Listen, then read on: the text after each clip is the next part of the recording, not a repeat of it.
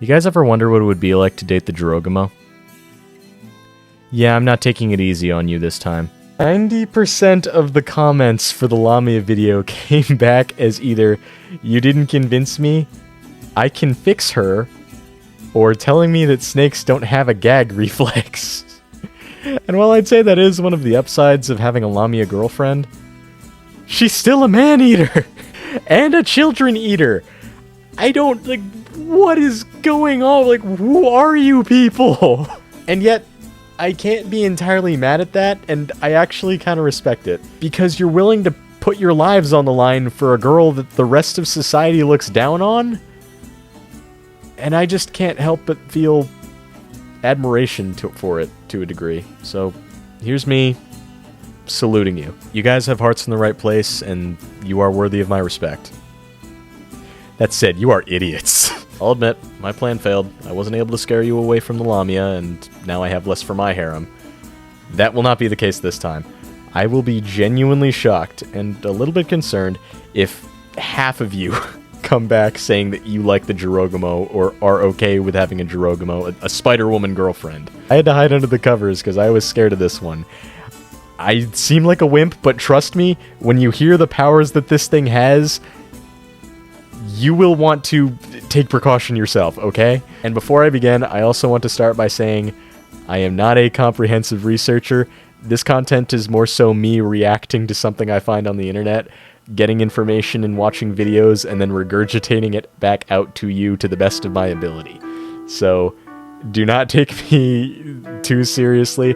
If I miss anything, please let me know in the comments, because I am interested in stuff that I missed. And it's really neat hearing everybody else say, like, oh yeah, this is something else that you should look up, or this is something else about this creature that you missed that's pretty cool or pretty scary. Maybe you should look into it. My point is, try to bear with me here, because with the Joro-gumo especially, there are many tales stretching from different groups of people that all have a different take on the Joro-gumo, and I can't cover every single one. I'm just going to cover the ones that I say are canon, or like the ones that I remember, so they are canon for me. I'm going to start off with the origin story, then I'm going to tell you the superpowers, or I guess summarize the powers that a Joro-gumo has. I'm then going to tell you how they'd probably exist in real life, with our society trying to coexist with us. Spoiler, they probably wouldn't. And I'll try to end it with my final thoughts, which is, in my case, what I thought of the Joro-gumo, which, they're cool, but I'm not going to spoil. Just save it for later. The Joro-gumo itself is referred to as a yokai, that is a supernatural entity of Japanese lore that existed back in the Edo period. There are some stories that suggest that the Joro-gumo may have started earlier than the Edo period in the form of oral traditions and folktales of a earth spider, or a mountain spider, that lived life consuming humans, but there are other sources that say that the earth spider is its entirely different thing. We're just going to say that the Joro-gumo existed in the early Edo period, so around the 1600s, because the first written records of a creature referred to as the Joro-gumo existed at that point. The name Joro-gumo comes from two different words in the Japanese language, that being Joro, which is the word for harlot, or if you want to be nice about it, there is another interpretation, I believe, that is woman who waits on royalty, and then gumo, which, much simpler, just means spider. Every Joro-gumo entity is said to come from the Joro spider. The way I see it, if you were to look at it like Pokemon, the Joro spider is your basic evolution, the Joro-gumo is your final. The story goes, if one of these spiders is able to age up to 400 years, they transform into that of a beautiful woman that loses the taste for insects and gains a taste for, you guessed it, people. It's from this point that the Joro-gumo gets their ability to transform, or I guess shapeshift, into that of a beautiful woman and back into a half-woman, half-spider chimera abomination that they use to devour people. And they do this by luring men into their dens for one-night stands and then eating them. It's also said that she can sometimes lure men with a biwa, which I guess is kind of neat, but I also just imagine it really weird for a spider to turn into... Oh, yeah, it's weird for a spider to turn into a human, but to also gain the power to play an instrument just seems a little extra, to be honest. So, and you know what? Whatever it takes to lure men to your nest, I guess. I am not the Joro-gumo, I am merely a stupid man. I think it's also worth mentioning that the Joro spider that this story is based on does not live any longer than 1 year. But you know what? I'm not there for every minute of a Joro spider's life. Maybe scientists got that wrong. Or maybe there's a different species of Joro spider that we have yet to uncover that actually can last up to 400 years, and they could still exist today. So, it's possible. The Joro spider could be found just about anywhere in East Asia, so Japan, China, Taiwan, to name a few. And then there are some places in America where you can find one because some goofnut brought them over, and I don't think they cause any harm to the environment, so while they might be an invasive species, don't go around hunting them, because I still think that they do good hunting flies and other pesky creatures.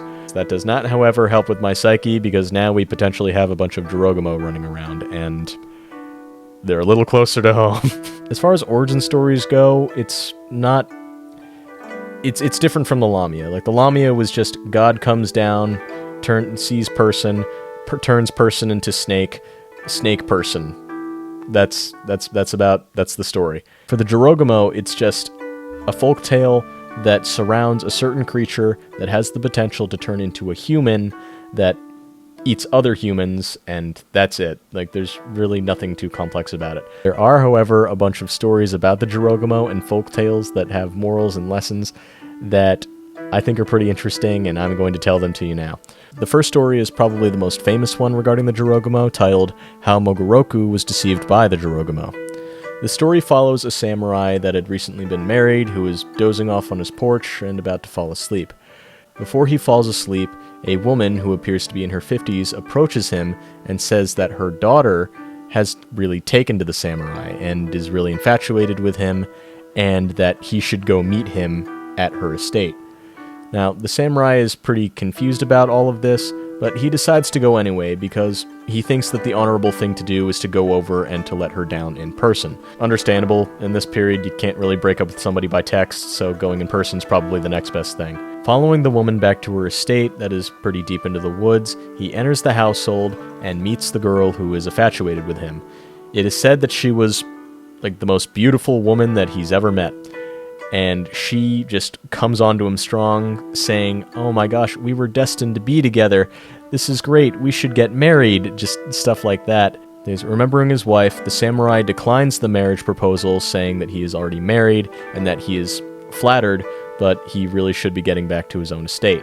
In a weird Hail Mary move, she makes one last advance towards the samurai, in which she tells him that he nearly killed her mother a few days ago, and despite that, she is still in love with him, and that surely he would not let her feelings go to waste like that. So, trying to guilt trip him. But the samurai, bewildered, does not remember anything like this. He doesn't remember attacking anybody during that time. The samurai, a little bit confused and quite possibly creeped out, once again declines the offer of marriage and gets out of the estate. He walks a short distance before turning his head again and finding that the estate had completely disappeared. Now, most definitely freaked out, he runs back to his own estate and makes it back to the porch, where his wife finds him a little panicked, and he tells her the whole ordeal. After he regales his tale, his wife says that that can't be possible because she was checking on him and he had been asleep on the porch the whole time. Sitting back down on his porch, the samurai concludes that it must have all been a dream. That is until he notices, out of the corner of his eye, a Joro spider running from the porch back into the woods near his estate. The samurai then begins to smile and chuckle to himself as he recalls a few days before when he may not have hurt anybody or may not have tried to kill anybody, but did remember chasing out a Joro spider from his home using pipe smoke. And that is where the story ends. That last part about him chuckling to himself kind of gets me, because you think any rational human being would move or like burn down the house because, you know, you have a confirmed demon living in there. But he just takes it on the chin and just says, you know, I was nearly lured by a spider woman, but hey, At least I didn't. It's still there. Maybe it can still come back, and I guess so long as he keeps saying no, that means that the Joro-gumo in this case can't get him, but there's still a demon on his property. This samurai has balls. Or at least he had them. This next story, titled Things That Ought to Be Pondered Even in Urgent Times, is a little less lighthearted than the first one. In this story, we focus on another samurai who's walking around what appears to be an abandoned town until a lone woman holding a baby walks out of a really decrepit building. Which just... if these are the circumstances that you approach when walking into an abandoned town, just a lone woman walking out of a decrepit house holding a baby, get out. Just get out of there. The woman then approaches the samurai, walking in what could be described as a skittish insect-like motion, holding out the baby and saying, "Him, there surely is your father. Go forth and be embraced." The samurai, realizing that something is definitely wrong, pulls out his sword and slashes the woman right across the chest, which... I mean, that seems like a bit of an overreaction. Like, what if that was just a regular person? The woman gives off an unhuman-like roar as she runs up with the baby into the decrepit building that she walked out of, and the samurai just goes back home. Like, he doesn't stick around to find out, which... in that situation, I do not disagree with him. The next day, the samurai returns with a group to determine what happened to the woman. They approach the decrepit building and head upstairs to the attic, where they find the body of a hideously deformed woman who has the lower half of a spider, and a slash across the chest right where the samurai hit her the day before. Next to the body, they find a stone wrapped up in cloth, which the samurai correctly presumes must have been the baby that the woman was trying to use to trick him. Before departing, one of the group looks up in horror as they see the mummified remains of multiple victims that this creature had supposedly devoured, wrapped up in webs and strung to the ceiling. That is more nightmare fuel than the last story. Call me skeptical, but I don't think that these guys got off with a one-night stand either. I think that they were just straight up eaten, which they didn't even get the best part of the deal. This last story is actually my favorite one that regards the Joro-gumo, but it's a long title, so I'm just going to call it the woodcutter story for short. It begins with a woodcutter who's tired after a long day of doing, his job. He falls asleep by the waterfall, and when he wakes up, he finds that he has a strange thread wrapped around his leg. Thinking quick, he takes the thread, unties it, and ties it around a nearby log, just in time to see that log get jerked suddenly and disappear underneath the falls. Understandably freaked out about this, he runs back to the village and tells everybody about what he saw, and to, under no circumstances, go back to those falls. A short time after, somebody who's not used to the village, just a foreigner from a different village, who came looking for work, comes in, sees that the woodcutter job is open, because that woodcutter is not going to go back to those woods anytime soon. So he takes the job unknowing of any wrong happenings that might be going on. While he's doing his job, he loses his axe somewhere around the falls. I guess he drops it in the water and he can't find it. After searching for a while, the man throws his hands in the air and he's just about finished searching because he just can't find it. That is until a beautiful woman appears from behind the waterfall with axe in hand, walking towards him, handing the axe back over to him. It's at this point that the man is completely infatuated with this mystery woman. Never mind where she came from or why she was behind the waterfall, but it's love at first sight, so who cares? Which the man agrees and walks off, only to come back the next day. There are different versions of the story where the man gets drunk, says everything, and then the woman kills him, either by giving him some sort of enchanted headache that he just makes him keel over there, or by pulling him out of the window with an invisible thread, only for his body to be found by the river the next day. But my canonical version is that this man keeps coming back. He's like that scene out of Doctor Strange where he keeps coming back saying, "Dormammu, I've come to bargain."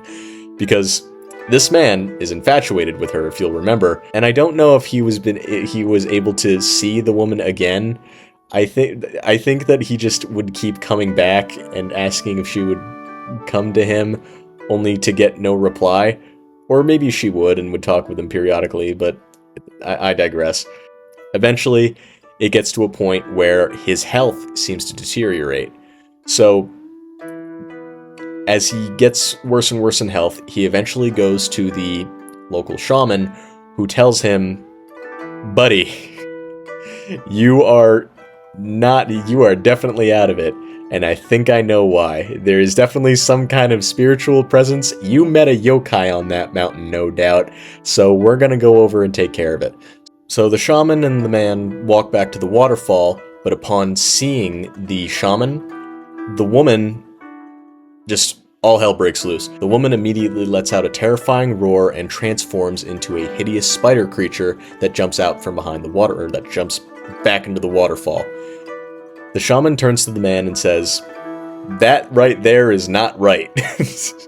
I'm paraphrasing, but it is something along the lines of, that is a yokai, you should stay away from her, come back to the village where you will be safe. But the man does not give in. For some reason, he's still infatuated with her, and just, I don't know what he says exactly, but I'm willing to bet it's something along the lines of, I can fix her. Sound familiar?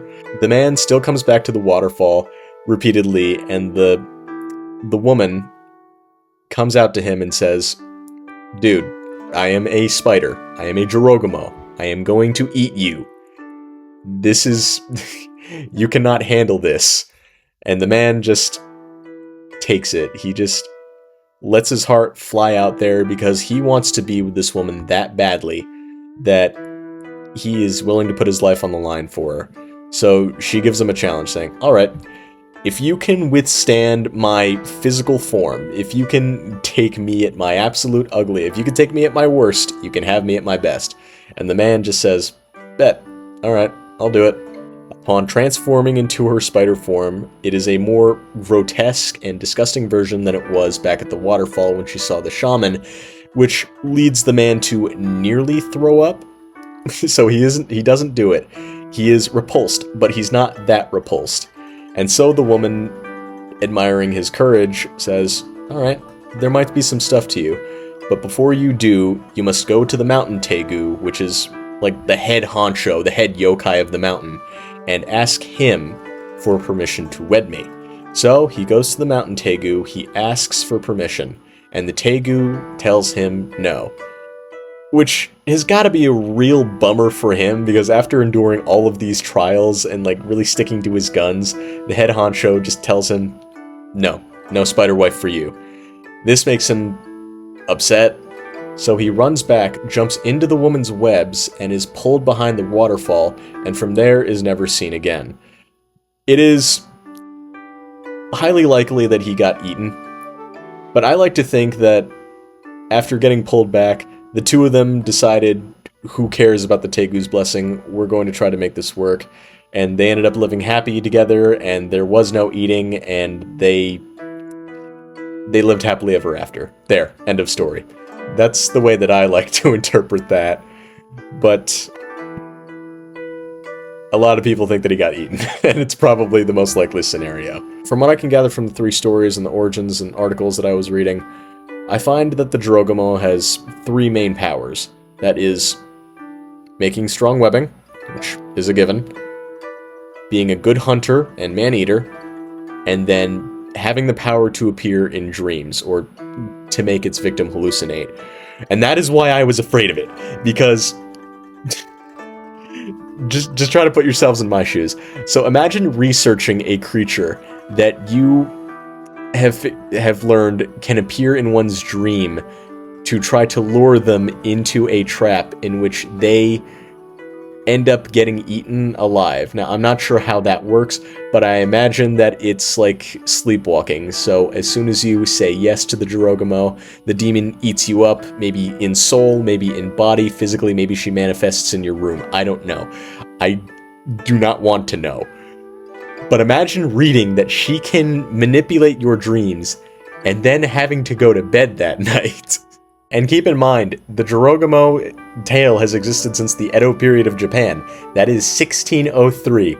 Need I remind you, 400 plus years into the future, that is where we are right now. There are quite possibly some Joro-gumo out there that are ripe and ready to catch men. And I think that I am one of those. I just remembered it gets better, because I also looked up some pseudo-powers that it might have, ones that are not confirmed, but seem to have been passed down by oral folklore, that the Joro-gumo is said to breathe fire and control legions of mini-spiders, which... yeah, that really helps my psyche. Although, to give credit, there are also some stories of the Joro-gumo being worshipped for its ability to fend off water disasters, so it's not all bad. But then I read that they had the power to do something called incubating, which is after they have their one-night stand, they take the man, and if they think that they need to replenish their kind, they can use him as an incubator to grow eggs inside of him, to which little baby spiders would grow and then eat him from the inside out.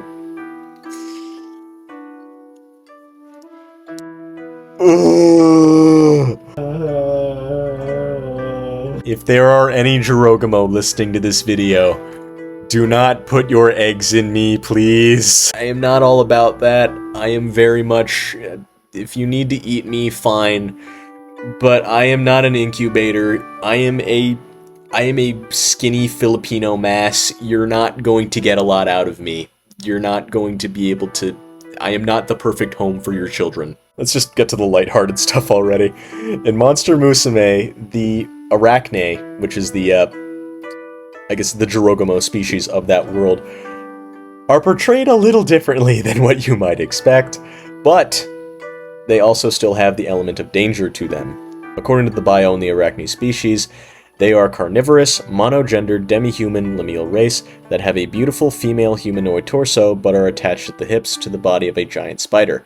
They are physically strong, agile, and fast. They're known for creating community nests within dark forests, caves, and caverns, and are famed for using their webs to entrap men and women, and killing them by either eating them whole or biting into their skin and then sucking out their body fluids.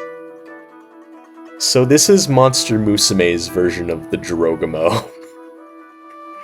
And it seems that they are still killers. Good to know, like, if anything, I think that they might be the one that is least changed from their origin in real life. So, kudos for keeping that realism. This reputation arose due to the Arachne's natural predatory abilities and formed due to their behavior of being a female-only race, luring men into their hidden dwellings and holding them for mating in order to survive as a species, using their webs to restrain the men should they resist. So, BDSM. I also would like to point out that the choice of the author of Monster Musume to make the spiders interested in bondage is a really good creative decision, and I love that so much. As stories of groups of men being captured by Arachne are rare, it is rumored that on average, multiple Arachne would have to mate with a single male, although it is unknown whether they do so in groups or individually. Arachne tend to be prideful and closed off emotionally, being generally against changing their behavior or playing nice to accommodate others, which I can honestly respect. So if the Joro-gumo as a species were more calm and level-headed and less superficial, so less of a Genki girl, I imagine that fits them a lot more, and I could get behind that. So how do I think they would live with us today? Got a hot take here? I don't think people would like them. There are many people with arachnophobia out there, and I think that would really fuel into the idea that the Joro-gumo species is not one that you want to hang around or mess around with.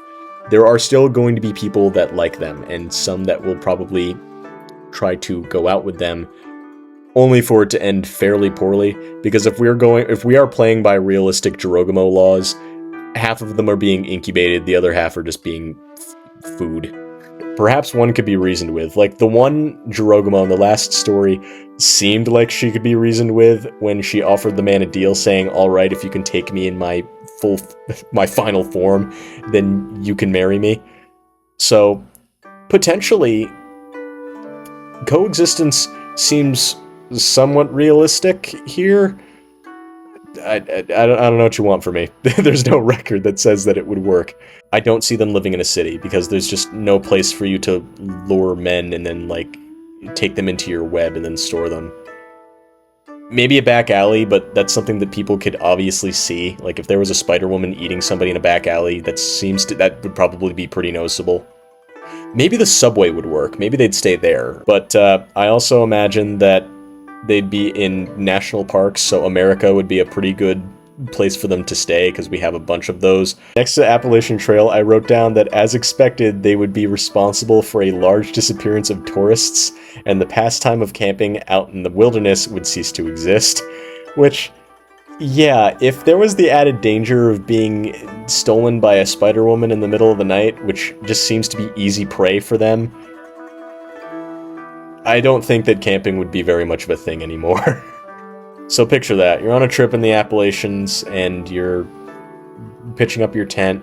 You see a Joro-gumo, you have a one-night stand, and then there's an egg in your belly. I'm sure that the government would try to stop it to the best of their ability, like put out signs that say, hey, beware of local Joro-gumo, like, you might not come back from camping alive, be sure you're packing heat or whatever. But if the Lamia video is any indication, I'm pretty sure that many people won't care, and they're just gonna do it anyway. I'm sure that they also value their lives, but it's... I'm forming a hypothetical in real time here. It's not perfect. Final thoughts about the Joro-gumo? I actually kind of like this one. I like how there's an actual story that ties into the real world, where if a real-life spider reaches an unrealistic age, mind you, it could turn into a creature that could feast on mankind. Plus, like, all you need to do to avoid one is just to not go camping. And also, if they appear to you in a dream, just try to say no. I know you want to try to live out the fantasy, but just shoot that down. It's not worth your life, and it's certainly not worth being turned into an incubator. But if you are still worried about the Joro-gumo eating you after your one-night stand, don't panic. I have a public service announcement that is guaranteed to save your life. Do not put your dick in the spider. I also thought that Arachne from Monster Musume was the sexiest one. Not my preferred pick, but probably the sexiest lineal. Arachne always had like a big sister kind of energy to her, and I'm a fan of those from time to time. So her having a calm, collective head while everybody else in the Monster Musume show seemed to be so full of life and personality, it was a nice counterbalance, and I really got attached to that. However, a real-life Joro-gumo, I imagine, would just be saying everything she could to get into my pants, and that is fairly annoying. I appreciate you hyping me up, but laying eggs in me is a deal-breaker, I'm sorry. And that just about sums up my feelings on the Joro-gumo. I don't have anything else here. It's everything that I was able to regurgitate to you via memory and my notes, so apologies if I missed anything, but let me know if I did. I also wanted to take this time to thank you guys, because since releasing the Lamia video, I have doubled my subscriber count, which is... it still feels unreal. Every time I get a break at work, or whenever I wake up in the morning, I see that there's a fresh bunch of comments from you guys, and you have the funniest remarks. Every time that I've gone on the phone, you have never failed to make me laugh, or at least chuckle or smile whenever I look at it, and it just feels so good to have both the support of people that say that I should turn this into a series, and knowing that I'm not alone in my love for monster girls. You guys truly do have hearts in the right place, and I hope that I can one day give back to you guys at some point. But for now, we're just going to have to deal with this series. Born too early to explore the universe, born too late to explore the world, but born just in time to explore the ins and outs of dating various mythical creatures. And I think that that is fantastic. I think that that is so much fun. But anyway, that's all I got for you. Sayonara, suckers.